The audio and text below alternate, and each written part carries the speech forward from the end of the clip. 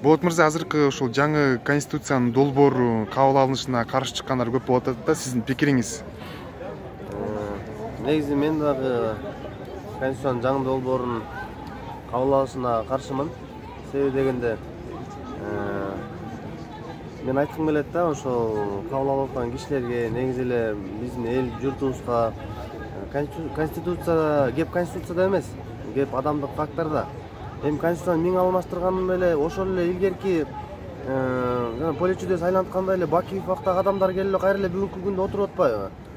Ошолордун бүгүнкү күндө кадр системасы алмашпай атпайбы? Ошол адамдар буга чейин иштеп кеткен да. Ошолордун жыйынтыгынан мына ушул конституциянын дагы ушул азыркы действующий конституциянын дагы жокко чыгарылышы ушул факторлордон болот да. Ошондуктан бул жерде адамдын маданий, руханий байлыктары тазаланыш керек да.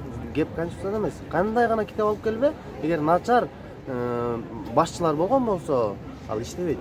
Ошондуктан конституцияны кабыл алган бул бийликти күчөткөнү, бул деген кайра эле ошол жаңы төңкөрүштөргө алып келет деген сөз да, кыскасы. Мисалы, бийлик бир адамдын колунда болуп, жоопкерчилик ошондо болот деп атпайбы? Биз эми кайталанып атпайлыбы? Баягы наступаем на те же грабли дейт да, орусча айткандачы. Биз келбедик белек ошондочу.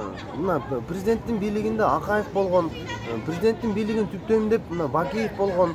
Ушул бир адамдын башкарганынан, ушу кландык башкаруудан кийин биз анан парламентаризмге өткөнбүз. Эми кайра президентскийге бара беребизби? Бул акыл сыйбас да. Анткени дүйнө азыр парламентаризмге жылып баратат да. Анткени канча деген саналуу эле мамлекеттер бул ошол эле Түндүк Кореяны айта алам, ошол эле Түркменистанды айта алам. Ушул эле мамлекеттер диктатурада жашап келатат да.